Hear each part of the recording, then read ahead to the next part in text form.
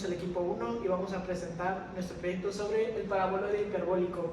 El equipo está conformado por yo, Eugenio Casa Ojeda, Luca Guardado Trujillo, José Carlos Pellersini, Axel Aguilar Corona.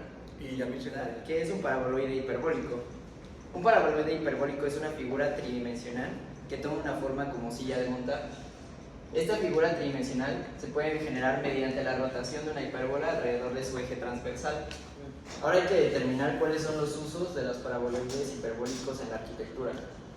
Debido a su funcionalidad distintiva, nosotros hemos determinado que tienen diferentes usos en la arquitectura por su diseño, ya que tienen la capacidad de concentrar la luz y las ondas electromagnéticas, y también se usa en los campos de la óptica y la física. Ahora mencionemos cuáles son los tipos de paraboloides hiperbólicos. Los tipos de paraboloides hiperbólicos son los siguientes. Está el paraboloide hiperbólico de hoja. Este es conocido como es mejor conocido como el unidireccional y se forma al hacer girar una hipérbola alrededor de su eje transversal. Este es el que tiene forma de una tríngol y su fórmula es esta. Luego está el paraboloide hiperbólico de dos hojas.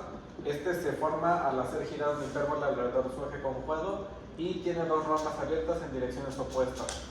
La fórmula de este paraboloide es esta. Luego tenemos el paraboloide hiperbólico elíptico. Este se forma al hacer girar una elipse alrededor de su eje mayor. Tiene dos ramas abiertas hacia los lados y tiene esta fórmula donde A y B son semejantes a la elipse.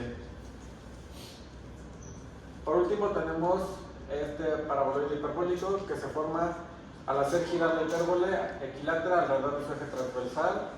Tiene dos ramas abiertas, pero esta es una hacia arriba y una hacia abajo, y su fórmula es esta. Ya está.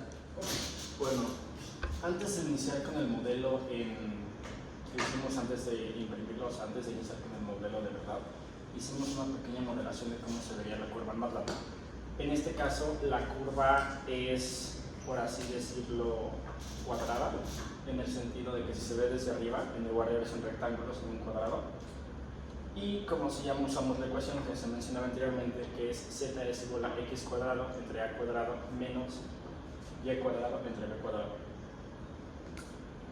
Y después hicimos esta curva ya un poco alargada en una aplicación que se llama Sharp Fidelity. Esta aplicación luego la utilizamos para crear ya todo el edificio. Y bueno, ¿cómo se genera la superficie tridimensional de un paraboloide hiperbólico? Para ello se puede tomar una curva llamada directriz que se extiende infinitamente en ambas direcciones y tiene una forma de hipérbola. Esta curva se coloca en el plano XY y se hace girar alrededor de un X que pasa por el origen y es perpendicular al plano XY. Al girar la curva se genera una forma tridimensional que tiene la forma de un paraboloide hiperbólico.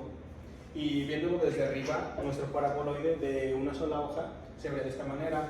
En color negro tenemos la circunferencia principal, en color azul tenemos una circunferencia cada vez más pequeña, perpendicular a la principal, y en color rojo tenemos las directrices que pasan por el origen.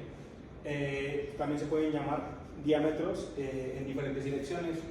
Y viéndolo de una forma tridimensional y de un ángulo tridimensional en esta figura, se ve de la siguiente manera.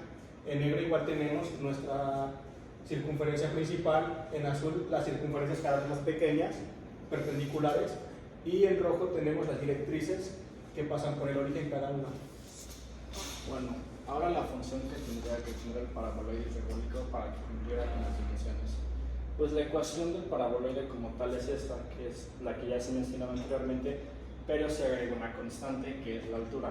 Como sabemos que la altura del vértice del paraboloide, o sea, como el punto exacto en el medio, es 8, porque es lo que nos pide la situación problema, pues ya sabemos que el valor de C es 8.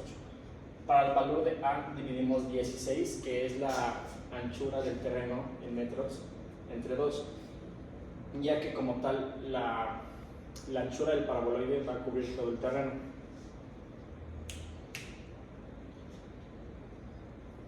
Para obtener el valor de B tuvimos que averiguar cuál es el arco del paraboloide analizándolo desde su sombra en el plano XY.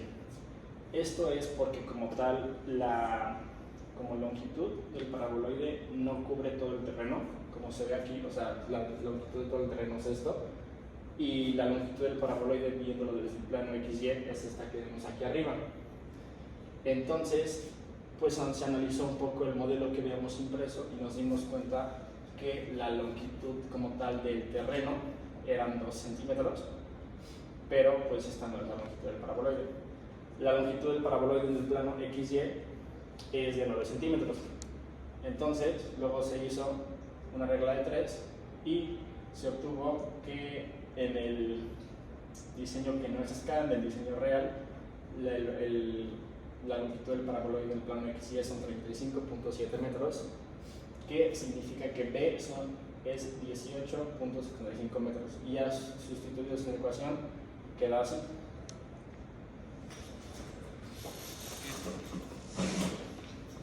Y bueno, ¿cuál es la relación entre la orientación de la figura y su ecuación en coordenadas rectangulares? La orientación del paraboloide hiperbólico depende de los valores relativos de A y B. Si A es mayor que B, el paraboloide hiperbólico estará orientado en dirección de la X, mientras que si B es mayor que A, estará orientado en la dirección de Y. Si A y B son iguales, el paraboloide hiperbólico será simétrico en ambas direcciones. En nuestro caso, el valor de A es mayor que el valor de B, por eso nuestro diseño final está orientado en la dirección de X. Bueno, ahora vamos a calcular las longitudes de los soportes de los polines para colocar sobre ellos la cimbra en el techo. Primero, se tiene que el volumen del terreno es aproximadamente 800 metros cuadrados por 8, que fue la altura, nos da 6.400 metros cúbicos aproximadamente, y podemos calcular el volumen con los parámetros dados por el problema. Para determinar la separación entre los soportes, primero investigamos la distancia máxima recomendada, que es de 1.20. En este caso se puede dividir la longitud del techo, que son 50 metros, entre 1.20 para obtener el número de soportes que vamos a necesitar. 50 entre 1.20 nos da 41.67, entonces para redondear y estar seguros lo redondeamos a 42 soportes. Ahora, por lo tanto, se necesitan 42 polines. Ahora, para calcular la longitud de estos polines, tenemos que sumar la altura del techo con la altura que sobresale del polín de la estructura, que es generalmente en las construcciones de este tipo entre punto 20 y punto 30, y la separación entre los polines ya antes mencionada, que es de 1.20. Ahora, la longitud del polín es igual a la altura del techo más la altura de sobresalida más la separación entre los polines, que es 8 entre punto 30 más 1.20, que nos da 9.50 metros. Por lo tanto, los polines deben tener una longitud de 9.50 metros. Aunque estos pasos se pueden considerar generales, pueden variar dependiendo si hay algún otro factor que se vaya a incluir. No en este caso especialmente, pero en alguna otra construcción de alguna otra parroquia con condiciones diferentes. Consideraciones a tener en cuenta para calcular las dimensiones de los polines. Los polines deben ser lo suficientemente fuertes para soportar la carga que se les colocará. Esto quiere decir que los polines deben ser lo suficientemente delgados para mantener la forma estética del paraboloide hiperbólico, pero no lo suficiente para que éste se derrumbe. Es importante tener en cuenta la longitud del poste. Se deben utilizar dimensiones más grandes porque la carga que debe soportar la rueda guía crece a medida que crece su longitud. Esto se refiere a las diferentes circunferencias que van creciendo a medida que el paraboloide va avanzando. Es importante tener en cuenta las circunstancias ambientales del uso previsto del poste, la exposición a la humedad, la luz solar intensa y otros elementos ambientales pueden hacer que la madera se deteriore. Bueno, ahora, ¿cómo calculamos el volumen de concreto que se requiere para el techo? Agarramos coordenadas para la altura, que es 8, y para nuestra otra medida, que es 25. Estas las igualamos a la ecuación del paraboloide. En este punto x cuadrada es 0, entonces nada más nos queda 8 al cuadrado sobre b al cuadrado más 8, como ya hemos dicho antes. Esto lo elevamos al cuadrado y despejando nos queda que b va a ser 2.82 aproximadamente. Lo mismo hicimos con la altura en a. Ahora en este punto y es 0, entonces cancelamos todo este término. Haciendo lo mismo, elevando al cuadrado y despejando todos estos términos junto con a cuadrada, nos queda 9.49, que la ecuación del paraboloide con estas medidas para el volumen nos va a quedar como z es igual a x cuadrada entre 9.45 menos y cuadrada entre 2.828 al cuadrado más 8. Ahora, el área superficial del techo. Aquí colocamos la ecuación del paraboloide hiperbólico, luego lo pasamos a fracción para que nos sea más fácil subir estos términos y que nos quede 800x sobre 35.721. Lo mismo hicimos con y cuadrada, la separamos en una fracción para poder subir este término y nos quedaría menos 125.000y sobre 707 cuadrada.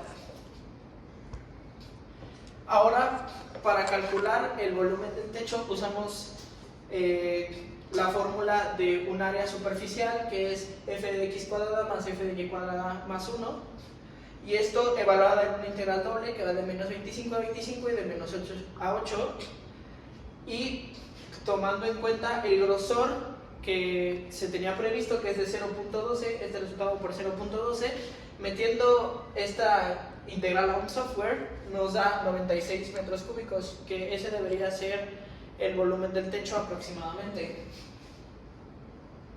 Ahora, el volumen del aire dentro de la estructura, que va a ser el volumen de la estructura por sí sola. Aquí hacemos lo mismo, va a ser una integral de menos 25 a 25 y de menos 8 a 8. Separamos esto en fracciones para que nos sea más fácil acomodar estos términos. Elevamos al cuadrado y nos va a quedar esto. Ahora, esto evaluando con una integral, nos va a quedar esto. Ahora vamos a evaluar la primera integral, que es de menos 25 a 25. Nos va a quedar esto, y esto lo podemos evaluar, esto lo podemos integrar, y luego lo podemos evaluar de menos 8 a 8. Esto es ya integrando, y esta es nuestra evaluación, y quedaría así. Ahora, este resultado y este resultado lo restamos, y aproximadamente el volumen del aire, o de lo que debería contener la iglesia por sí mismo, es de 6.132.338 metros cúbicos.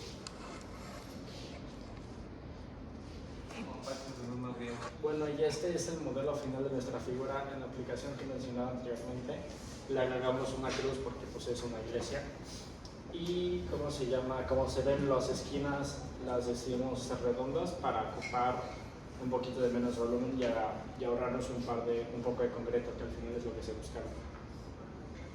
Y este es el modelo ya impreso. No se pudo imprimir la cruz al final por restricciones que tuvimos, y ya. Hacer este entregable nos dio más perspectiva sobre el paraboloide en sí, y tanto su ecuación general como una adaptada a nuestras medidas, al igual que investigar de los polines, se nos hizo interesante, al igual que necesario para seguir avanzando en la construcción de este proyecto. Asimismo, aprendimos acerca de las coordenadas del paraboloide y por qué importan que estén dirigidas hacia la calle. Consideramos que los paraboloides hiperbólicos son fascinantes y tienen muchas aplicaciones prácticas en la arquitectura, ingeniería y diseño.